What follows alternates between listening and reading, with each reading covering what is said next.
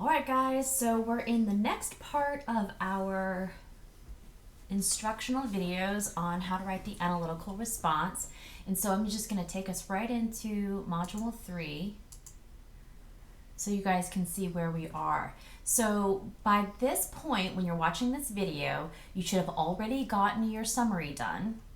And you should have also completed the analysis and response questions assignment that's due on April 2nd. So right now we're going to work on how to write a thesis and body paragraphs for your analytical response.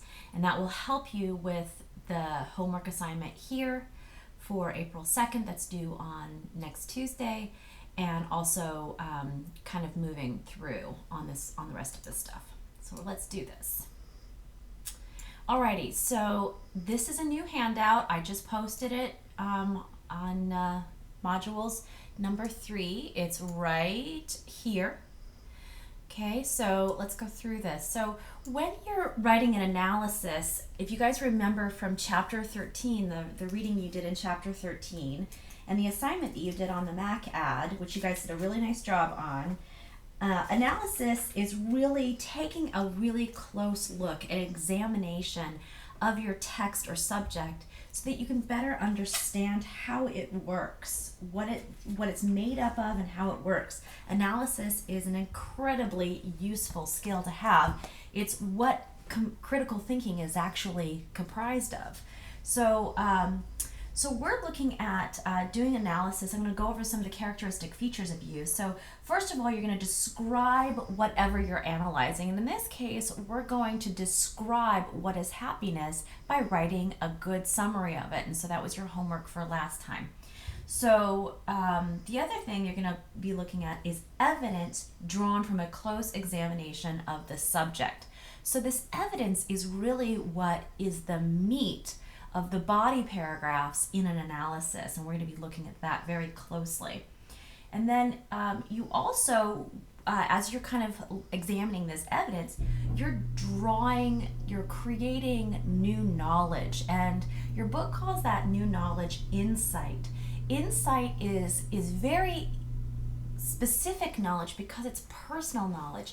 Somebody who's insightful understands how things work for them in a unique way. So this is something to kind of look at as a way to build personal knowledge as well as intellectual or academic kinds of knowledge. Alrighty, so once we've done the summary, we're going to work on creating a thesis statement. Now, an analytical thesis statement is usually pretty specific. It usually looks at how the text is made up. So we're going to really be focusing on very specific parts of the thesis statement. We're going to be looking at what its main argument or idea is, and that's what we're calling his message. Okay, so his message is the same as his main argument or idea. Who he's talking to, who Charity is actually writing to, and that's his intended audience, who he means to talk to, and what his purpose or goal in writing to that audience is. Okay, so we want to think beyond simply he wants to give his idea, right?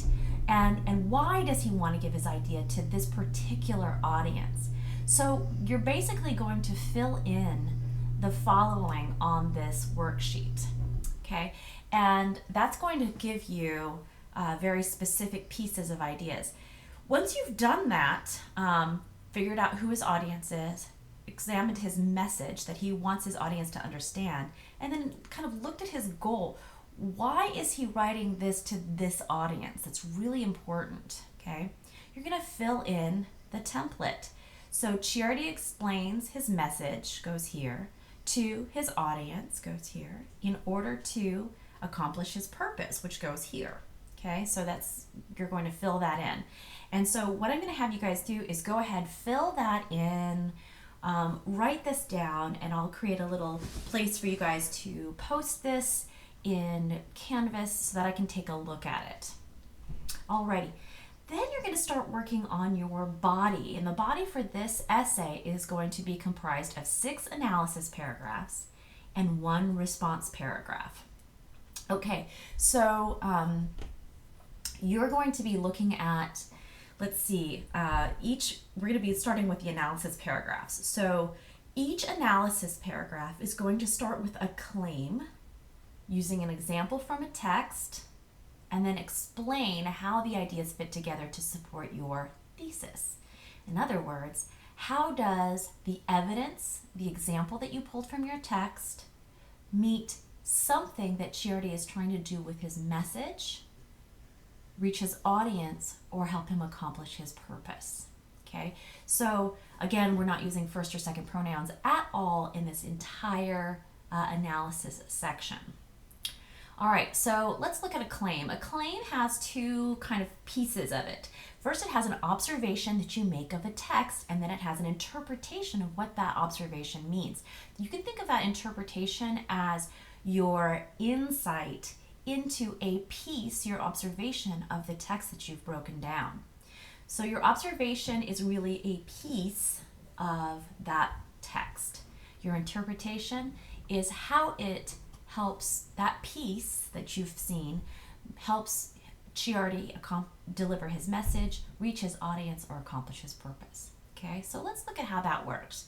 So let's look at this example. I don't want you to use any of these quotations or examples in your paper at all, but this is just for illustrating purposes. Okay, so for the first thing, I noticed that Chiardi begins his essay with a metaphor that illustrates Americans' attitude toward happiness as being a right, which is a misconception that he thinks that is wrong, and dispel means to kind of dissipate, to make, to demystify, to change. So next you use an example from the text. So you can kind of see here, he begins with a metaphor, okay, that illustrates Americans' attitude toward happiness. This is his observation. Everyone can see that metaphor, okay? Why is he using it? Well, the interpretation is he wants to dispel this misconception, right? So he wants his audience to rethink this attitude. Does that make sense? All right. Then comes the example from the text. So where do we see him using this metaphor? Well, we see him using this metaphor right here in this first quotation. We talked about this when we talked about how to read Chiardi's essay. So here's the quotation that comes from his text, okay?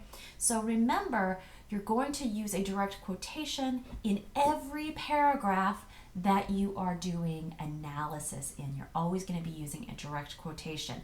Try to use a whole sentence or maybe two, but really you don't want to go beyond two sentences in any single example. All right, you always use an in-text citation. In this case, we're using signal phrases, okay? We're going to use a signal phrase citation. That's Chiardi's last name with a signal verb, a comma space, open quote, capital letter, all the way through, close quote, and then we're going to give the page number. In this case, this is from an older document, so you guys would be using page 1 on this one. All right. So finally, you're going to explain how this example shows that he's hoping to dispel a misconception. Okay. So let's think through. So this is how you think through kind of your interpretation. So what does it show? It shows that Americans expect happiness because it's a right. But Chiardi says it's not a guarantee, and that's what the hunting metaphor actually says. Chiardi thinks it's wrong to think of happiness as a right because it prevents Americans from having the right approach or choosing the right path because it makes them feel entitled to happiness. So that's kind of reasoning through. And then finally, how does this example help Chiardi's audience understand this idea? So we're really looking at audience specifically. Why audience in this one? Because he's directly talking to his audience right here, Americans. We see it right here. He's not talking to anybody else. He's talking to Americans who have the wrong idea about happiness. And so he's trying to tell them that if they start their path to happiness on the wrong foot, they'll not do well in their ability to gain happiness, right? So he's kind of saying, hey, think about this, let me show you what this looks like, and to have this wrong idea. Let me show you this wrong idea. And now we can talk about some things that show you why it's wrong. And then he goes into his idea about materialism and commercialism. All right, so then your complete paragraph ends up looking like this. So we have our claim, okay, there's our claim, okay. We have a signal phrase that leads into the direct example, okay, with a page number. And then we have the explanation that connects, right, to the specific. We're explaining the example here, okay, and then connecting it back to our thesis here. All right. So once you kind of see how to think through a body paragraph, you're ready to begin for the analysis paragraphs. You're just going to keep going through with all of your analysis points. Now you're going to be ready to begin your response paragraph. And here are some prompts here to just kind of think through the response paragraphs, okay? So I think your response paragraphs, I think you'll be really fine with that because you guys have already practiced response quite a lot and are getting very good at it. So we're going to look next, the next video will be on the analytical response planning template, which will help you complete your first draft of the analytical response essay, and that's going to be in Module 3 on Canvas, and that will be our next video.